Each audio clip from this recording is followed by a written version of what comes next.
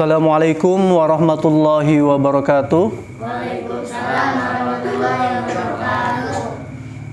Alhamdulillahi rabbil alamin. Walhamdulillahilladzi la yablughu midhatahul qailun wa la yuhsi na'ma'ahul 'addun wa la yuaddi haqqahul mujtahidun. Alladzi laysa li sifatihi haddun mahdudun wa la na'tun mawjudun wa la ajalun mamdudun. Khalaqal khalaiqa biqudratihi wa nasara riyaha birahmatihi.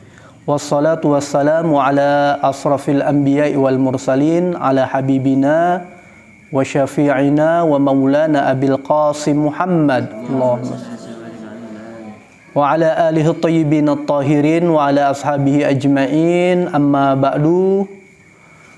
Alhamdulillah, berkat anugerah dan rahmat dari Allah Subhanahu wa taala, di hari ke-17 Ramadan ini kita masih dianugerahkan berbagai macam kenikmatan ya, yang tentu kenikmatan tersebut harus senantiasa kita syukuri. Kenapa? Karena wa in ta'uddu ni'matallahi la tuhsuha. Karena jika kalian itu ya kita nih, orang-orang yang suka baca Quran, orang yang dikasih rezeki ya. Jika kalian atau jika kita menghitung berbagai macam kenikmatan yang telah Allah anugerahkan, bisa gak? Nggak bakal bisa. Kenapa? Karena kenikmatan itu sangat banyak sekali. Makanya wa in ta'uddu ni'matallahi la tuhsuha. Jadi tidak akan pernah bisa menghitung kenikmatan yang telah dianugerahkan oleh Allah Subhanahu wa taala.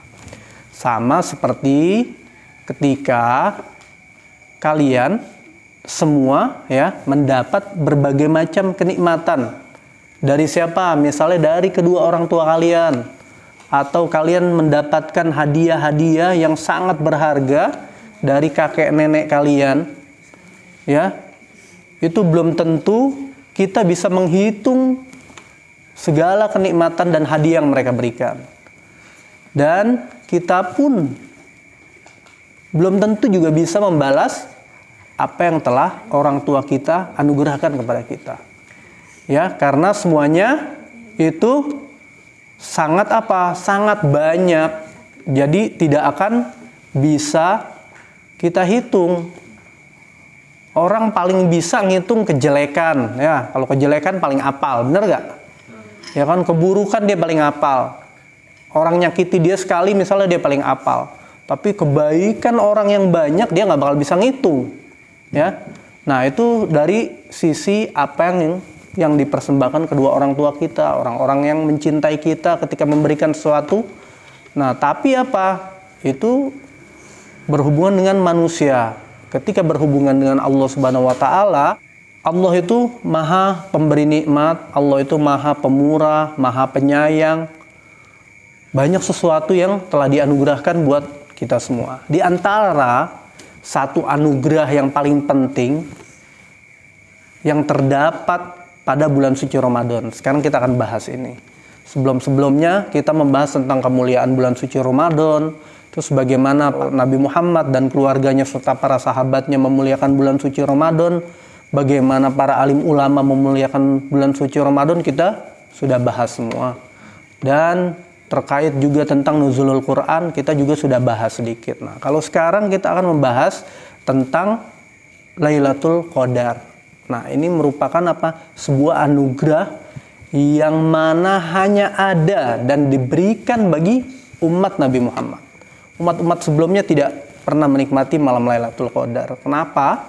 Karena pada malam Lailatul Qadar itu malam diturunkannya Al-Quran. Al-Quran adanya hanya pada zaman Nabi Muhammad. Jadi umat-umat sebelumnya, umat Nabi Adam, Nabi Nuh, Nabi Musa, Nabi Isa tidak pernah menikmati malam Lailatul Qadar. Malam Lailatul Qadar merupakan malam yang sangat mulia. Kenapa? Ya karena Allah Subhanahu wa taala berfirman, A'udzubillahi minasyaitonirrajim, Bismillahirrahmanirrahim. Inna anzalnahu fi Lailatul Qadar. Wa ma adraka ma Lailatul Qadar? Lailatul Qadri khairun min alfi syahrin, ya. Jadi sesungguhnya inna anzalnahu fi Lailatul Qadar, ya. Sungguhnya Allah itu, jadi ini surat Al-Qadar menjelaskan tentang bahwa sungguhnya Allah Subhanahu wa taala itu telah menurunkan Al-Qur'an pada malam Lailatul Qadar. Ditanya, tahukah kamu kemuliaan malam Lailatul Qadar itu? Lailatul Qadar itu langsung dijawab. Lailatul Qadar itu merupakan malam yang lebih baik daripada 1000 bulan. Ya, jadi mulia kenapa? Karena dia malam yang lebih baik daripada 1000 bulan. Terus penyebab kemuliaan yang sangat utama yaitu pada malam Lailatul Qadar itu diturunkannya kitab suci Al-Qur'an.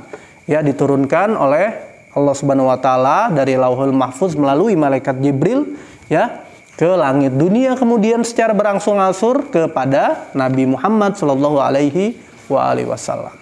Nah, ini kemuliaan yang ada pada malam Lailatul Qadar. Tapi tidak semua orang bisa menikmati dan merasakan malam Lailatul Qadar. Kenapa? Karena malam Lailatul Qadar itu dirahasiakan. Kenapa dirahasiakan? Ya biar orang itu berusaha terus mencari, terus menghidupkan. Karena ini malam, berarti dia harus menghidupkan malamnya dengan begadang ya. Tentunya begadangnya tidak mengganggu aktivitas dia untuk keesokan harinya. Itu ada teknik-tekniknya. Jadi dia harus tahu bagaimana begadangnya, dan bukan begadang sembarangan, tapi harus diisi dengan berbagai kegiatan-kegiatan yang bermanfaat, yang berhubungan nanti kegiatan tersebut dengan rohani kita, dengan nilai-nilai spiritual kita, dan berhubungan nanti dengan apa? Dengan hablum minallah wa hablum minan nas. Jadi ada hubungan ikatan dengan Allah, nanti ada ikatan horizontal dan ikatan vertikal, seperti itu ya. Nah, itu harus kita ketahui. Jadi ketika kita tahu malam Lailatul Qadar itu apa, ternyata dirahasiakan. Ketika kita tahu dirahasiakan, maka semua orang akan mencari. Sebagaimana para alim ulama yang ada, para habaib, para kiai, para guru-guru kita, mereka mencari malam-malam Lailatul Qadar itu dengan apa? Dengan membaca Al-Quran, dengan membaca kitab, dengan mengajarkan sesuatu yang bermanfaat. Pokoknya malam itu diisi dengan sedemikian rupa sehingga beliau dan mereka semua itu bisa setidaknya mendapatkan malam Lailatul Qadar. Yang satu yang dijawab bagaimana cirinya hanya disebutkan malam Lailatul Qadar itu ada pada malam-malam ganjil di akhir bulan suci Ramadan. Jadi mereka mau nggak mau di malam-malam ganjil itu menyibukkan dirinya dengan beribadah. Ya, dengan pokoknya ibadah itu macam-macam banyak ya. Jadi ada orang melakukan kebaikan pada malam itu, ada orang misalnya mengadakan santunan, ada orang mengadakan bukber, ada orang mungkin nganterin sembako-sembako ke rumah orang-orang yang kaum mustadafin yang tidak mampu. Pokoknya banyak yang bisa dilakukan untuk menghidupkan malam Lailatul Qadar ya, seperti itu. Kemudian itu jadi kita sebutkan malam Lailatul Qadar malam yang sangat mulia. Sebabnya karena malam itu diturunkan Al-Qur'an ya, seperti itu. Dan harus kita ketahui malam Lailatul Qadar juga merupakan malam penyembuh ya. Kenapa malam penyembuh? Allah Subhanahu wa taala berfirman di dalam ayat suci Al-Qur'an, dalam surat ya, sebuah surat. A'udzubillahi minasyaitonirrajim. Bismillahirrahmanirrahim.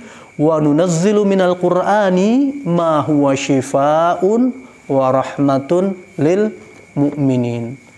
Ya. Al-Qur'an itu kami turunkan sebagai apa? Kalau di dalam ayat lain Al-Qur'an itu hudan ya. Hudan linnas wa bayyinatin minal huda wal furqan. Banyak disebutkan di dalam ayat-ayat lain. Kalau di ayat ini Al-Qur'an disebutkan sebagai penyembuh.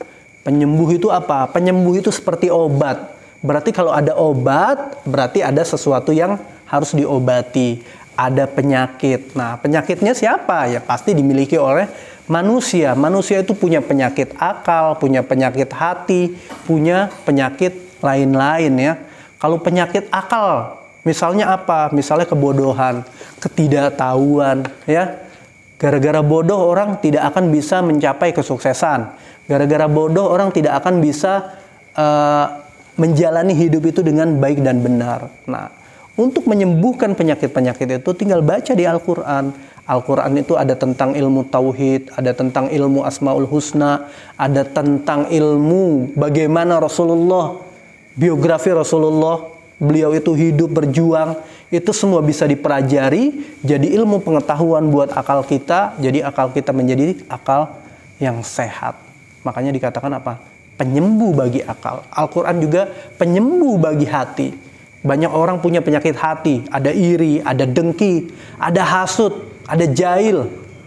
Ada misalnya kayak kalian suka lihat, orang masuk bulan Ramadan, bukannya baik-baik sama orang, lempar petasan, perang sarung ya, nongkrong nggak jelas habis sholat subuh. Itu hal-hal kenapa mereka melakukan seperti itu? Karena mereka tidak tahu dari awal bulan Ramadan itu apa, di dalamnya ada apa, lalu mulianya itu seperti apa. Jadi akhirnya mereka mau menghadapi bulan Ramadan sama dihadapi dengan bulan-bulan yang lain, dengan main-main ya. Para guru kita tidak seperti itu. Para alim ulama nggak ada yang melakukan hal-hal yang sia-sia. Mereka berjuang dan menghidupkan bulan Ramadan ini dengan sebaik mungkin ya. Makanya dikatakan wa nunazzilu minal qur'ani ma huwa syifaa'un wa rahmatun lil mu'minin. Ada penyembuh, ada rahmat juga buat orang-orang yang beriman. Nah, kita kan orang muslim, bagian dari orang yang beriman, percaya kepada Allah, dan sebagaimana ada rukun iman, kita percaya itu semuanya ya. Maka apa? Kita harus yakin Al-Quran itu bisa menyembuhkan segala penyakit yang kita miliki. Kalau kita punya penyakit hasut, hubungannya dengan hati, iri, dengki, suka bermusuhan sama orang, maka di dalam ayat-ayat suci Al-Quran banyak nilai-nilai etika, akhlak yang kita bisa ambil dari laqad kana lakum fi rasulillahi uswatun hasanah, dan dari perjalanan keluarga dan para sahabat Rasulullah. Karena apa? Mereka pun walaupun nama-namanya di Al-Quran tidak disebutkan, tapi para mufassir menjelaskan misalnya, oh asbabun nuzul ayat ini turun ketika keluarga Nabi seperti ini. Asbabun nuzul ayat ini turun ketika sahabat ini bertanya tentang ini. Jadi tentang Nabi, bagaimana keluarganya juga, bagaimana para sahabat Nabi, itu semua pun ada di Al-Quran. Kita ingin jadi orang baik, memiliki hati yang bersih, yang bagus, maka kita juga bisa ambil dari Quran. Kalau hati kita kotor, hati kita banyak penyakit, kita sembuhkan juga dengan ayat suci Al-Quran. Dan Al-Quran itu dapat menenangkan jiwa orang-orang yang sakit. Makanya kalau ada orang sakit, kadang nggak bisa sembuh, ke dokter, kadang pakai obat. Ada orang lari ke obat herbal, ada orang lari ke guru-guru spiritual. Oh, banyak cara. Padahal yang paling dekat dengan kita semua yaitu Al-Quran. Tapi saking lupanya kalau Al-Quran itu penyembuh, Al-Quran hanya kita letakkan di rumah, hanya kita letakkan di lemari sehingga berdebu. Itu yang kita ketahui, dan ini sudah rahasia umum ya. Jadi ketika tidak ada penghargaan terhadap malam Lailatul Qadar, tidak ada penghargaan terhadap Ramadan dan Al-Quran, maka kita tidak akan pernah tahu apa itu hakikat bulan suci Ramadan, apa hakikat malam Lailatul Qadar ya. Jadi malam Lailatul Qadar malam yang sangat mulia karena diturunkannya Al-Quran. Lailatul Qadar juga malam sebagai penyembuh ya. Dengan adanya Al-Quran kita bisa melakukan doa-doa sehingga meningkatkan jiwa spiritualitas kita. Ruhani kita akan semakin meningkat, berkembang pesat. Hidup kita akan enak, akan nyaman. Dan lebih dari itu, malam Lailatul Qadar merupakan apa yang terakhir adalah malam di mana ya Allah menakdirkan kita, menakdirkan usia kita, rezeki kita, semua diatur. Makanya kita harus isi malam-malam Lailatul Qadar dengan baik dan benar agar kita bisa mendapatkan takdir yang betul-betul bagus. Ya, takdir nanti ya, takdir itu ada takdir misalnya usia, ada orang takdir kalau kayak kita memang ditakdirkan jadi orang yang apa? Jadi laki-laki, nggak bisa dirubah nggak? Nggak bisa, ini udah takdir. Heri ditakdirkan jadi orang Betawi, ya. Ahmad ditakdirkan jadi orang Batak, nggak bisa berubah dia. Aku mau protes, mau jadi orang Sunda, aku mau protes jadi orang ini, nggak bisa. Itu udah takdir yang tidak bisa dirubah ya.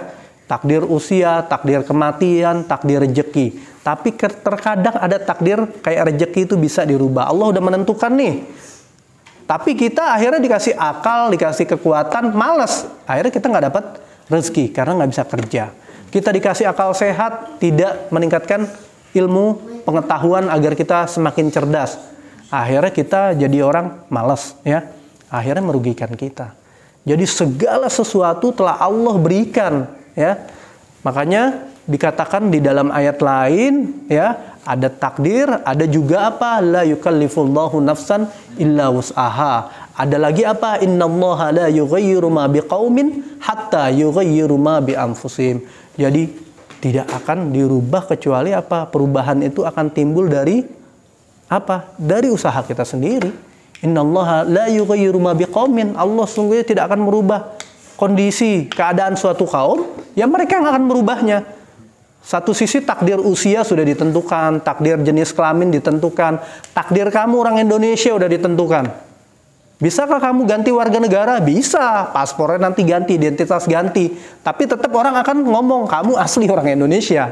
Ya, tidak mungkin kamu dikatakan, oh ini apa asli orang sana. Enggak, hanya ganti identitas bisa. Tapi itu, jadi makanya ada takdir yang bisa dirubah dan ada yang tidak. Itu semua kembali kepada usaha kita sebagai manusia dan hamba Allah. Kalau kita ingin menjadi lebih baik dari sebelumnya, maka kita harus kaji bagaimana perjalanan Rasulullah, perjalanan keluarga Rasul, perjalanan para sahabat, dan juga perjalanan para alim ulama yang ada di Indonesia, para habaib, para kiai. Karena dengan petunjuk, arahan, nasihat dari mereka, insya Allah kita bisa senantiasa berjalan di rel siratal mustaqim ya. Seperti itu. Mungkin cukup sekian, semoga dapat dipahami.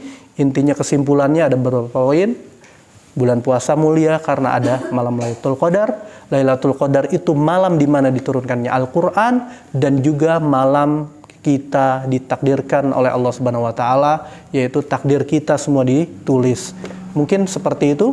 Sekian dari saya, semoga apa yang saya sampaikan bermanfaat buat diri saya sendiri, buat keluarga, buat para sahabat, dan buat semua yang hadir di sini ya. Sekian, walafu minkum, wallahul muwafiq ila aqwamit thoriq. Wassalamualaikum warahmatullahi wabarakatuh.